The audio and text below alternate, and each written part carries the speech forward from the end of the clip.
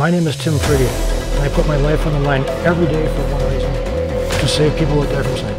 যুক্তরাষ্ট্রের উইসকনসিন অঙ্গরাজ্যের ছোট শহর টু লিভার্সের বাসিন্দা টিম ফ্রিডে গত 2 দশক ধরে তিনি নিজেকে গড়ে তুলেছেন এক ব্যতিক্রমী উদ্যোগের অংশ হিসেবে।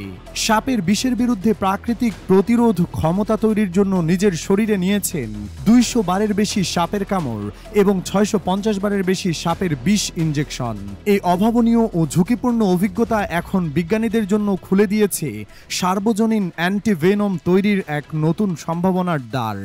2001 সালের 11 সেপ্টেম্বর যুক্তরাষ্ট্রে ঘটে যাওয়া ভয়াবহ সন্ত্রাসী হামলার পরদিন মানসিকভাবে ভেঙে পড়া ফ্রিডে নিজের বেসমেন্টের ভিতরে গিয়ে ইচ্ছাকৃতভাবে নিজেকে 2টি মারাত্মক বিষধর সাপের কামড় দেন। 4 দিন কোমায় থাকার পর জেগে ওঠেন তিনি।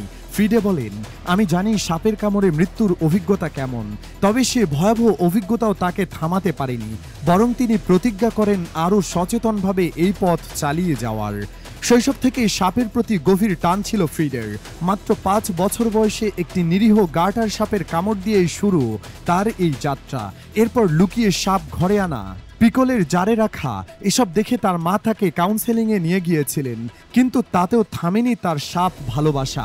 ফ্রিডে বিশ্বাস করতেন শরীরকে ধীরে ধীরে সাপের বিষের সংস্পর্শে আনলে প্রাকৃতিক প্রতিরোধ ক্ষমতা গড়ে ওঠে। এই ধারণা মিথ্রি ডাটিজম নামে পরিচিত, যদিও এটি অত্যন্ত বিপজ্জনক এবং ঘরোয়া পর্যায়ে পরীক্ষা করার মতো পদ্ধতি নয়।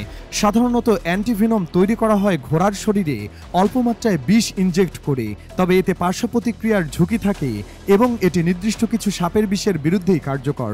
অথচ পৃথিবীতে প্রায় 600 প্রজাতির বিষধর সাপ রয়েছে। বিশ্ব স্বাস্থ্য সংস্থার হিসেব অনুযায়ী প্রতি বছর প্রায় 1,38,000 মানুষ সাপের কামড়ে মারা যান এবং 4 লাখেরও বেশি মানুষ মারাত্মক জটিলতায় ভোগেন।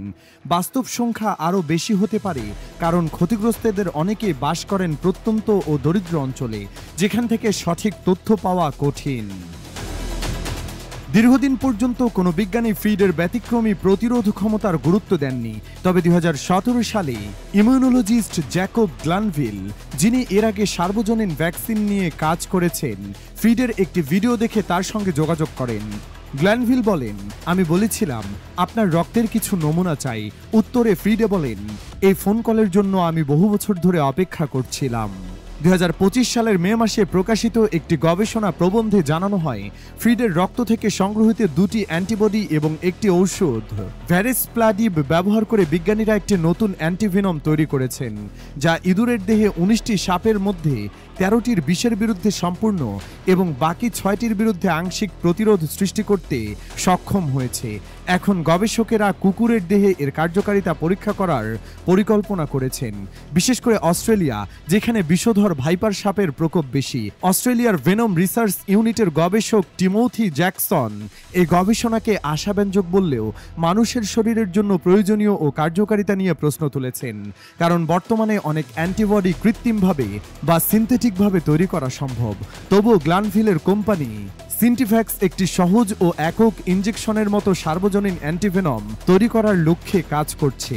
এটি সাশ্রয়ী রাখার জন্য ভারতে উৎপাদনের কথাও ভাবা হচ্ছে। 2018 সালে ফ্রিডে নিজের শরীরে বিষ নেওয়া বন্ধ করেন, কারণ তখন তিনি সিন্টিভ্যাক্স এ কাজ শুরু করেন এবং কোম্পানির নীতিমালার কারণে এটি বন্ধ রাখা জরুরি ছিল। তবে ফ্রিডে বলেন, আমি এটা মিস করি, আবার সাপের কামড় খাওয়ার ইচ্ছাও আছে। তার সাহস, ধৈর্য আর ব্যতিক্রমী ভালোবাসা হয়তো একদিন বিশ্বকে এনে দেবে এমন এক অ্যান্টিভেনম যা বহু মানুষের জীবন বাঁচাতে সহায়তা করবে, বিশেষ করে সেই সব অঞ্চলে যেখানে সাপের কামড় এখনো এক বড় প্রাণঘাতী বিপদ।